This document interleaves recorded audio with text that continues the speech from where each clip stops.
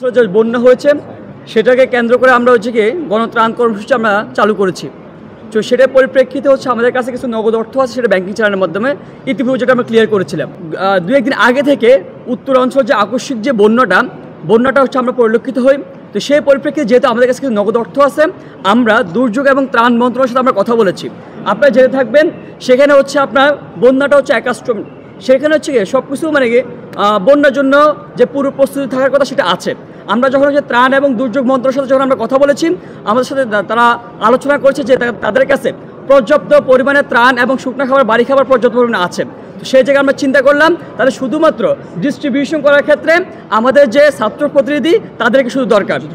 হ্যাঁ, সেই ক্ষেত্রে হচ্ছে আমরা চিন্তা করলাম আমাদের এখানে ঢাকাস্থ ওই অঞ্চলের যে শিক্ষার্থীরা আছে এবং আমাদের ওইখানে স্থানীয় যারা সমন্বয়ের দায়িত্ব পালন করছেন তারা মিলে হচ্ছে একটা ছাত্র প্রতিনিধি টিম গঠন করবেন এবং প্রশাসনের কাছে যে ত্রাণ আছে, যে খাদ্য সামগ্রী আছে সেটা হচ্ছে সেখানে ডিস্ট্রিবিউট করবে।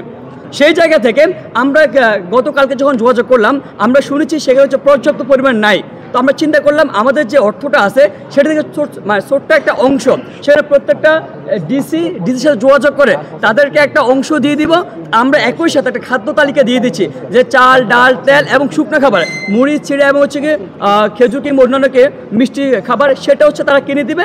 সেই কেনার জন্য আমরা একটা অর্থ প্রত্যেকটা পাঁচটা জেলার ডিসির কাছে সে একটা অর্থ দিয়ে দিব। সে অর্থ দিয়ে আর তাদের কাছে যে দ্রব্য সামগ্রী আছে দুটো সমন্বয় করে আমাদের অর্থ আর তাদের কাছে মজুতকৃত দ্রব্য সামগ্রী তারা আমাদের যে ছাত্র প্রতিনিধি আছে তাদের মাধ্যমে বিলি করবে। এটা হচ্ছে একটা কথা। আরেকটা বিষয় আপনারা জেনে থাকবেন, আমাদের সাতক্ষীরা এবং চাঁপাইনবাবগঞ্জে সেখানে আমরা দেখেছি আকস্মিক যে বন্যাটা শুরু হয়েছে, কিন্তু সেখানে হচ্ছে আমরা যোগাযোগ করে আমরা যে ডাটাটা আমরা পেয়েছি সেটা হচ্ছে ওইখানকার ডিসি কিংবা হচ্ছে ইউএনের কাছে কোনো প্রকার কোনো ত্রাণ নেই।